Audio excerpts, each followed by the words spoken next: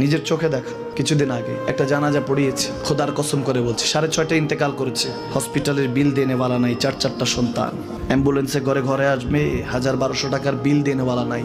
কি বুঝলেন? ক্ষণস্থায়ী দুনিয়া। মমিনের কম থাকলেও আমি বলি, কেউ যদি এসে বলে হুজুর একটু দোয়া করেন, খুব পেরেশানিতে আছি, আমি তার হাত চুমু খেয়ে বলি তোমাকে মোবারকবাদ, আল্লাহ তোমাকে ভালোবাসে। পেরেশানি তো মালিক দেয়, এই জন্য এটা রহমত মমিনের জন্য। পেরেশানি দেয় যখন ফেরেশতারা বলে আল্লাহ চাইতেছে টাকা পয়সা চাইতেছে, বলে এটা কি? বলে ফাসেক, দে বিদায় কর। তার চাওয়া চেয়ে বিরক্ত লাগে, বিদায় কর, কি লাগে দে।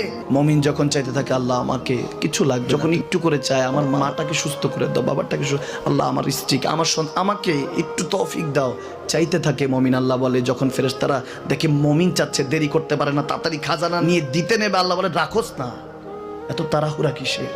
তার চাওয়ার মধ্যে তো প্রেম আছে, একটু চাইতে দেস না।